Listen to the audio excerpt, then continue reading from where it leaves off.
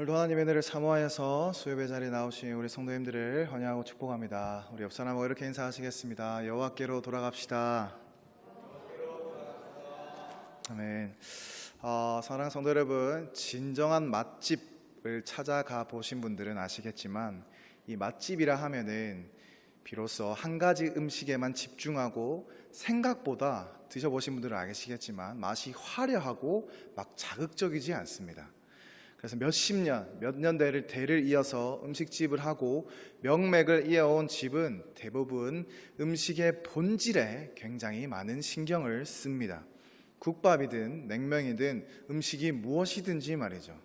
심지어 유명 디자인 코코 샤넬도 이 디자인한 옷에다가 온갖 액세서리를 다 갖다 붙인 다음에 마지막에는 다 필요한 것만 빼고 남을 때까지 다 삭제하는 작업을 했다고 합니다. 예술의 궁극적인 경지에 이르게 되면 더욱 단술해지고 오히려 명료해지는 것을 우리는 알 수 있습니다. 이처럼 우리 성도들의 삶도 추구해야 하는 것이 이와 같습니다.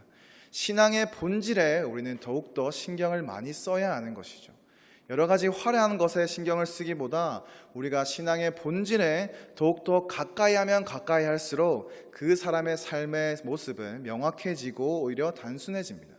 군더더기가 더 없게 된다는 말이죠. 그래서 우리는 더욱더 신앙의 본질로 돌아가야 합니다. 내 삶의 본질이 무엇인지를 알고 내 신앙의 본질이 어디에 있어야 하는지를 알아야지 이 복잡하고 산만한 것들을 정리할 수 있습니다. 그래서 오늘 우리가 읽은 이 예레미야서는 성도의 본질을 찾고 내 인생을 간단하게 만들어주는 하나님의 말씀입니다. 우리 1절과 2절 말씀을 함께 읽어보도록 하겠습니다. 시작.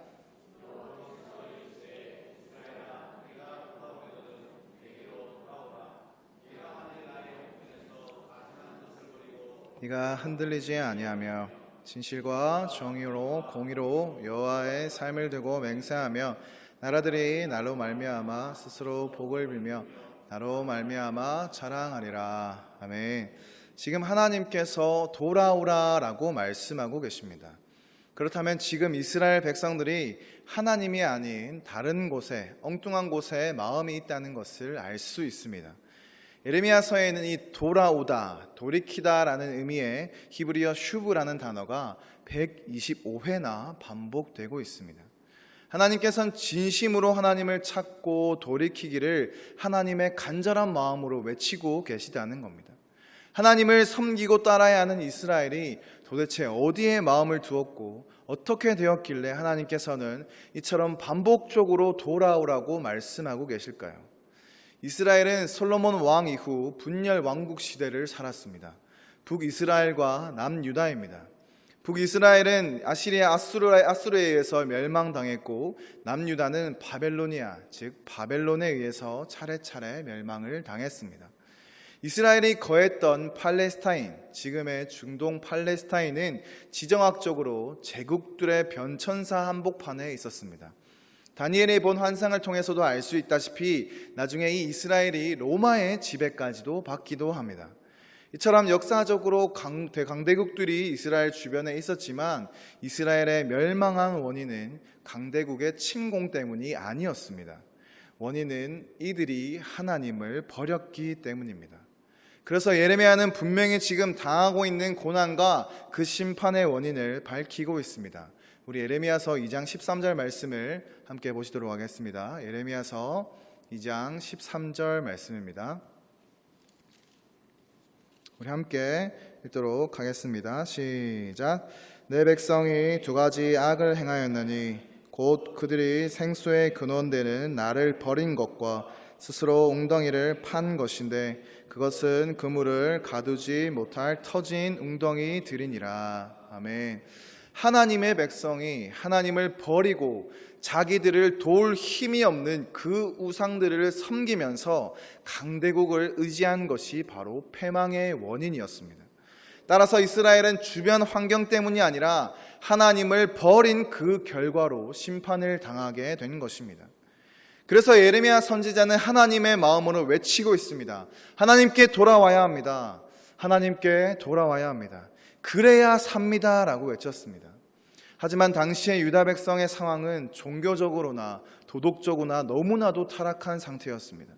회개해야 합니다. 그 길 가서는 안 됩니다. 이렇게 사셔야 합니다. 예수님을 믿으셔야 합니다. 라고 아무리 복음의 메시지를 외쳐도 완악한 마음의 상태를 가진 사람은 그 말씀이 오히려 튕겨져 나가기 때문입니다. 그만큼 너무나 완악한 상태, 죄로 가득한 상태, 이 수술 불가한 상태가 유다의 상황이었던 것입니다. 더군다나 대다수의 선지자들은 예레미야와는 달리 축복과 번영을 말했습니다. 그러니까 괜찮아, 잘 될 거야. 우리는 축복받은 민족이야. 우리에게 성전이 있지 않습니까? 우리는 언약 백성이지 않습니까? 그러니까 우리는 축복을 받게 될 것입니다. 라고 막 쏟아 놓았습니다. 그러나 예레미야만이 심판의 메시지를 전하게 되니까 사람들은 당연히 예레미야를 싫어했습니다. 바른 말하는 사람이 싫은 겁니다. 예레미야가 싫은 거죠. 그래서 예레미야를 때리기도 하고 옥에 갇히기도 하고 고난을 겪다가 결국 예레미야는 그 자신이 외쳤던 예언의 메시지를 자신의 때에 이루어지는 눈물의 선지자가 된 것입니다. 그래서 선지자는 울 수밖에 없었습니다. 예레미야서를 읽어보시면 예레미야서 곳곳에 탄식에 예레미야의 눈물이 묻어 있습니다.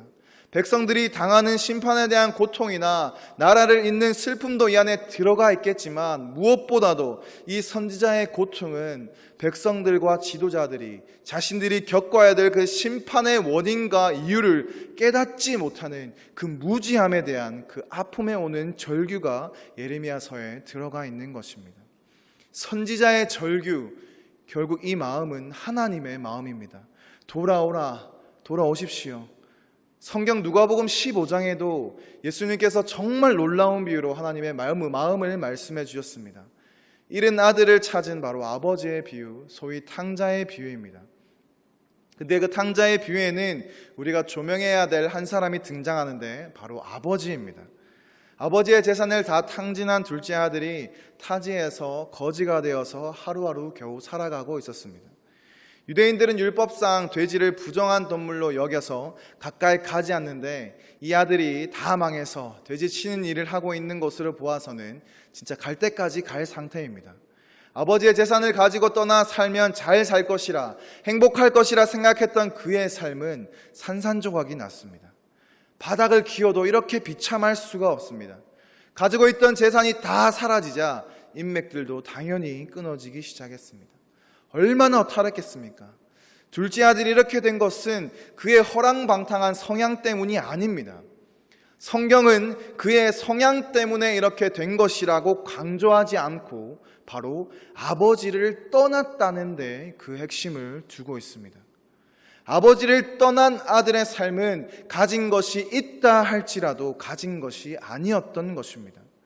하나님을 떠난 인생이 이와 같다는 것입니다. 누가복음 15장 14절을 보시면 다 없앤 후 그 나라에 크게 흉년이 들어 그가 비로소 궁핍한지라 라고 얘기합니다. 큰 흉년이 들어 비로소 궁핍해지자 아버지가 생각이 난 겁니다. 그래서 돌이키기 시작합니다. 우리의 모습은 어떻습니까? 건강하고 우리의 삶이 좋을 땐, 사업이 좀 되고 자녀의 문제가 없을 때, 부부와 우리 가정에 아무 큰 탈이 없을 때 지내오면서 어느덧 서서히 하나님도 있고 신앙도 있고 은혜도 있고 우리의 사명을 잃어가고 있지는 않습니까? 그런데 우리의 삶에 하나둘씩 문제가 생기기 시작하고 비로소 흉년이 들었을 때, 나의 삶에 궁핍한 때가 되었을 때 그때 하나님을 생각하는 것입니다. 그러나 성경은 무엇을 말하냐면 그때라도 늦지 않았다라고 하는 것입니다. 둘째 아들은 아버지와 함께 있었던 때를 기억하고 아버지께로 돌아가기로 작정합니다. 하지만 지금 자신이 아버지에게 했던 일을 생각하니까 도저히 돌아갈 염치가 없습니다. 무슨 염치로 돌아갑니까? 그 당시에 살아있는 아버지에게 재산을 달라는 것은 아버지 그만 죽으셔도 됩니다라는 뜻이었습니다. 그래서 자신을 하인으로 여겨달라는 마음으로 아버지께 돌아가겠다고 작정합니다. 둘째 아들은 아버지를 떠나는 그 순간부터 자신과 아버지와의 관계는 이미 끝이 났다고 생각했습니다.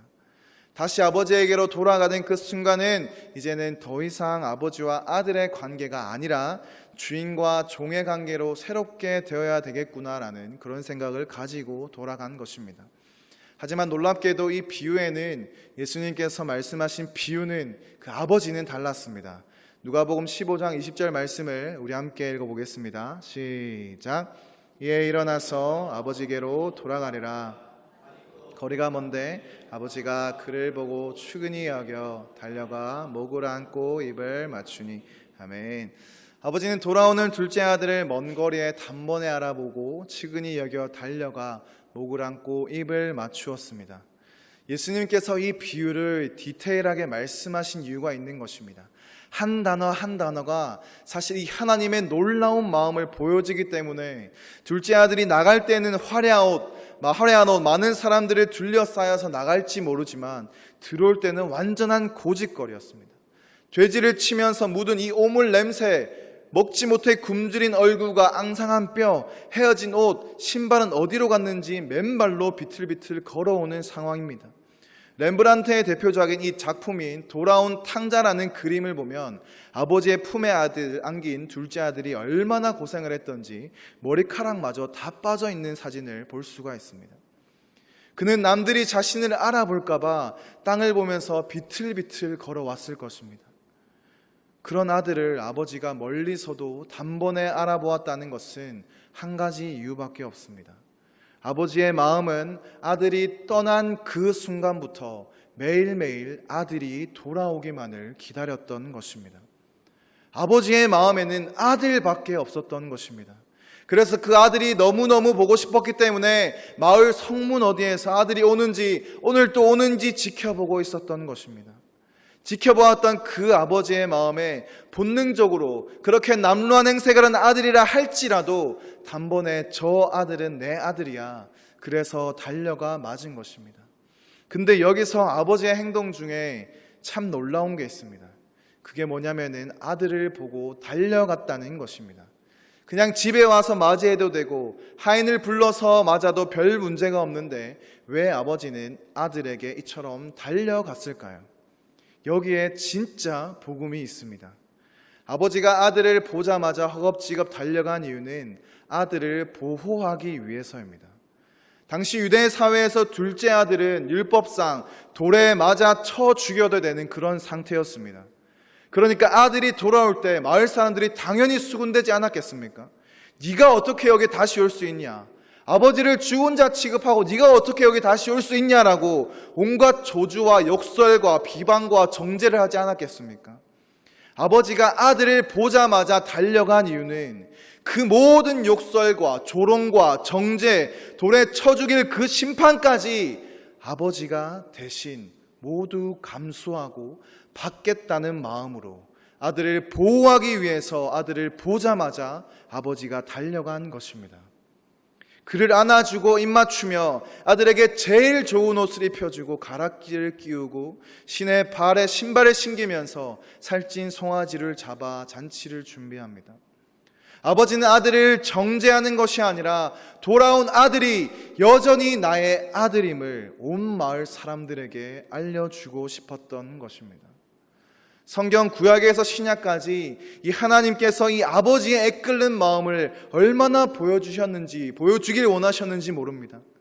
그래서 하나님은 광야의 천막을 만들라고 말씀하십니다. 모세에게 그리고 솔로몬에게 성전에서 하나님은 약속하셨습니다. 이곳에서 나를 찾으면 내가 너희를 만나 주겠다라고 약속하셨습니다. 온 우주 만물을 창조하신 그 하나님께서 여러분, 그럼 그 몇 평도 안 되는 그 제한적인 공간 가운데서 인간의 공간에 하나님께서 오시겠다. 너희들을 나를 이곳에서 찾으면 내가 너를 만나겠다라고 약속해 주신 것입니다. 사랑하는 성도 여러분, 하나님께서 이렇게까지 하시는 이유는 한 가지밖에 없습니다. 하나님은 오로지 우리를 만나기 위해 당신이 사랑하시는 그 자녀들과 교제하기 위해 그 애타는 마음밖에 없다는 것을 우리에게 보여주시기 위함인 것입니다. 급기야 하나님은 신약 성경에 독생자 예수님을 십자가 제물로 삼으셨습니다. 왜 그렇게까지 하셨습니까? 예수 그리스도 믿는 자마다 이제 영원한 그 하나님이 내 안에, 그가 내 안에 거하시는 그 연합, 온전한 연합을 이루는 그 성전 삼으시기 위한 것이기 때문입니다. 눈에 보이는 텐트, 성막도 아니고 솔로몬 성전, 예루살렘 성전도 아니라 이제는 나를 성전 삼아서 어디를 가든지 나와 동행하시고 교제하기를 원하시는 그 하나님께서 아들 독생자를 죽이시기까지 한 이유는 우리를 사랑하시고 만나시기 위한 것이기 때문입니다. 그래서 온 세상 사람들이 정죄하고 조롱해도 하나님 아버지가 달려오셔서 내가 받아야 할 그 정죄와 조롱과 비난을 대신 받으시겠다고 하신 것이 바로 신학적인 말로 속량, 대속이라고 하는 것입니다. 예수님께서 내 죄값을 대신 치르심으로 내가 치러야 될 모든 수치와 부끄러움을, 죄의 정죄감을 예수님께서 대신 치르셨다는 것, 내게 주홍 같은 죄가 있을지라도 예수님의 보혈을 의지하여 여러분께서 이제는 하나님 앞에 나아오시기를 소망합니다. 우리 주님은 약속하셨습니다. 내가 너희를 흰눈과 같이 해줄 것이다. 흰눈과 같이 해줄 것이다. 이게 근거가 누구에게 있습니까? 내게 근거가 있습니까? 내가 잘해서요? 나의 의로움 때문에 내가 잘해서입니까? 우리가 한 주간 살아가면서 돌아봅시다. 나에게 의로움이 있었습니까? 어떤 하나님의 기준에 합한 행동들을 우리가 매일매일 유지하며 살아왔나요? 저를 포함한 이 자리에 있는 모든 분들이 한 주간의 삶 가운데 남들에게 말하지 못했던 행동과 내 속에 죄악된 말들을 떳떳하게 끄집어 놓기를 아마 거부하실 겁니다. 그런 기준으로 하나님 앞에 나올 수 있는 사람은 아무도 없습니다. 차라리 그런 기준으로 교회를 나온다면 교회에 올 수 있는 사람은 아무도 없습니다. 그런데 예수님께서는 우리의 어떠한 모습을 보지 않으신다는 것입니다. 우리의 모든 연약함을 대신 짊어지신 주님은 당신이 십자가에 달려 죽으심으로 하나님께로 가는 길을 열어주셨습니다. 그래서 우리가 하나님께 나아갈 수 있는 길은 나의 어떠함과 나의 행위와 나의 의로움에 있는 것이 아니라 이미 예수님께서 이루어 놓으신 그 골고다 십자가 구속의 은혜를 힘입어 하나님 앞에 담대하게 나아갈 수 있게 된 것입니다. 사랑하는 성도 여러분, 이 진리의 말씀을 붙잡으시길 소망합니다. 나는 여전히 부족합니다. 주님, 나는 여전히 죄인이에요. 내 삶을 봐서는 난 아무것도 할 수 없습니다. 그러나 예수님께서 나를 위해 행하신 그 보혈을 의지하여 우리는 오늘도 예배 드릴 수 있는 것입니다. 그렇기에 우리는 하나님의 은혜를 절대로 싸구려 취급해서는 안 됩니다. 하나님 앞에 나온다는 것, 하나님 앞에 돌이켜 가야 한다는 것은 나의 의로움을 자랑하면서 나아가는 것이 아니라 이미 하나님께서 이루어 놓으신 그 구원에 감동하며 감사하며 나아가는 것입니다. 예레미야서나 예수님께서 말씀하신 탕자의 비유가 다 동일합니다. 돌아오라고 하는 것입니다. 하나님을 떠난 것이 비극의 시작이고 불행의 원인입니다. 하나님 없이 행하는 모든 일을 우리는 경계해야 하는 것입니다. 우리 오늘 본문 3절 4절 말씀을 함께 읽어보도록 하겠습니다. 시작. 여호와께서 유다와 예루살렘 사람에게 이와 같이 이르노라. 너희 묵은 땅을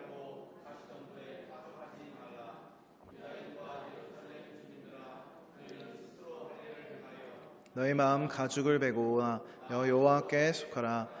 그래야지 아니하면 너의 악행으로 말미암아 나의 분노가 불같이 일어나 사르르니 그것을 끌 자가 없으리라. 아멘. 하나님께서는 묵은 땅을 갈고 마음에 할례를 행하라고 말씀하십니다. 할례라는 것은 남성의 생식기에 표피를 자르는 의식으로 하나님의 백성임을 나타내는 표식이었습니다. 그런데 하나님께서 이런 외적 표식을 이제는 그만하고 너희 마음에 내적으로 행하라 라고 말씀하십니다. 그러니까 할례라는 의식을 가진 이 이스라엘 백성들은 얼마나 자부심이 있었겠습니까? 언약 백성으로서, 선택받은 백성으로서 그들에겐 자부심이 있었을 것입니다. 그러나 겉은 신앙인처럼 보이지만 그들은 여인은 여전히 내면은 종교인이라고 하나님께서 말씀하시고 계신 것입니다. 겉은 번들하게 우리가 이 자리에 있을지 모르지만 우리의 속사람은, 우리의 중심은 하나님이 안 계시다라고 하나님께서 말씀하고 계십니다. 종교인처럼 살아가고 있다고 우리에게 하나님께서 말씀하고 계신 것입니다. 사실 제가 감천노교에 와서 정말 많은 칭찬과 격려를 받으면서 저도 모르게 제 마음에 교만함이 있었습니다. 그래서 한날은 사모에게 나 정말 교만한 것 같다라고 얘기했던 적이 무엇이냐면, 금요영성 기도회가 너무나 뜨겁고 너무나 찬양이 은혜 있고 청년들이 은혜 받는 모습, 성도님들이 찬양하는 모습을 보면서 그게 점점 저의 의로 다가오는 것들이 막 느껴지는 거예요. 내가 잘해서, 내가 뜨거워서, 내가 기도 많이 해서, 내가 실력이 좋아서 라는 마음이 점점 자리를 잡아가고 있었습니다. 그러다가 이 말씀을 묵상하면서 셈아, 그거 네가 하는 거 아니다. 너 지금 외적으로 할례를 하고 있는 거야. 너는 그리스도인의 모습을 가지고 있지만 너의 마음은 나를 찬양하고 있지 않고 너를 찬양하고 있구나라고 저에게 말씀해 주시는 그 말씀을 제가 깨닫게 되었습니다. 그래서 저에게 주시는 말씀인 거예요. 오늘 이 말씀이 결국 하나님께서는 우리 그리스도인들에게 종교인이 되면 안 된다라고 말씀하시는 이유가 이 말씀이구나. 내가 내적으로 진짜 내 마음의 중심에 하나님을 모시는 삶, 내 의와 내 자랑을 자랑하는 것이 아니라 내 마음까지도 하나님 앞에 할례를 하는, 내가 진정으로 찐으로 그리스도인임을 받아들이는 그 할례의 삶이, 마음의 할례를 하라고 하는 그 말씀이 저에게 오늘 이렇게 다가왔던 것입니다. 우리의 모습은 어떻습니까? 지금 이 자리에 있지만 나는 신앙의 연수는 쌓여있기 때문에 나는 이 정도면 되지 않을까, 나는 이 정도면 괜찮지 않을까 하는 그런 교만함과 그런 어리석은 모습 가운데 있지 않으십니까? 제가 말씀을 듣다가 한 목사님이 이런 말씀을 하셨습니다. 여러분들은 참 그리스도인으로서 신앙이 잘하고 있습니까? 라고 물으시더라고요. 그래서 무슨 말인지 들어봤더니 신앙의 연수는 쌓여가는데 그리스도인을 점점 닮아가야 할 우리들의 모습 가운데 그리스도인은 닮아가지 않고 신앙의 연수만 쌓여서 우리의 어깨만 올라가고 있는 상황들, 그것이 우리의 모습이 아닙니까? 라고 물어보시는 목사님의 말씀을 들으면서 정말 많이 회개했습니다. 나는 모태신앙이야, 내 신앙은 50년이 넘었어, 30년이 넘었어 라고 신앙의 연수는 자라가지만 내 신앙의 정도는 자라가지 않는 이 모습들을 보면서 오늘 우리에게 말씀하시는 하나님의 말씀입니다. 우리는 내적 할례를 해라는 것입니다. 너희가 마음의 할례를 행해라는 것입니다. 성장하지 않는 신앙이 진짜 신앙이 아니라 너희들이 진짜 마음을 갈고 하나님 앞에 나와서 마음으로 예배드리는 것, 그것이 진짜 나에게 돌아오는 길이다라고 우리에게 초청하시고 말씀하고 계신 것입니다.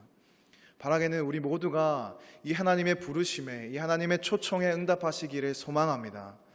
말씀을 마치면서 다시 집으로라는 책이 있습니다. 이 마약과 동성애로 삶이 무너진 아들이 다시 집으로 돌아오기까지의 과정을 그린 내용입니다. 그리고 마침내 아들이 방황을 끝내고 다시 집으로 돌아왔을 때 그의 집 앞에 있는 커다란 소나무에는 많은 리본이 매어 있었습니다. 노란 리본을 달아줘요라는 사연을 담은 노래가 있습니다. 이 노래 속의 남자는 자신의 연인에게 여전히 그를 사랑하고 있다며 마음에 두고 있다면 그 집 앞 나무에 리본을 하나 메워달라고 편지를 썼습니다. 그래서 조마조마한 마음으로 그녀의 집에 앞에 간 그는 노란 리본이 하나만 매어 있었던 것이 아니라 수백 개가 매어 있었던 것을 보게 됩니다. 이 아들을 맞이해준 부모님은 이 노래의 사연처럼 노란 리본을 집 앞 나무에 걸어 놓았습니다. 여전히 변함없이 아들을 사랑했고 아들을 기다렸던 것입니다. 그래서 어머니는 아들이 돌아와자 아들을 안고 눈물을 흘리며 잘 돌아왔다고 위로했습니다. 그러나 더욱 놀라운 것은 집안에 들어가니까 벽면 가득히 노란 리본이 수도 없이 붙어 있었던 것입니다. 각 리본에는 격려의 말과 이름들이 적혀 있었는데 이 이름은 아들이 돌아오기까지 기도해 주었던 그 사람들의 이름이 빼곡히 그 벽면에 적혀 있었습니다. 우리가 이 얘기를 통해서 알 수 있는 것이 무엇이냐면 하나님은 여전히 우리를 돌아오기만을 기다리고 계신다는 것입니다. 하나님은 우리가 아무리 죄인이라 할지라도, 아들이 최악까지 떨어져 있다 할지라도 우리가 돌아가기만 한다면 한없이 두 손을 벌리고 달려와서 우리를 안아주시는 분이 바로 하나님이시라는 것을 기억하시는 저와 여러분들이 다 되셨으면 좋겠습니다. 그래서 마음의 할례, 우리가 사랑한 모든 것들을 내려놓고 주님만 의지하며 살아가시는 그 복음으로의 영원한 초대에 응답하시는 저와 여러분들이 다 되시길 주님의 이름으로 간절히 소망합니다. 우리 시간 함께 찬양하시겠습니다.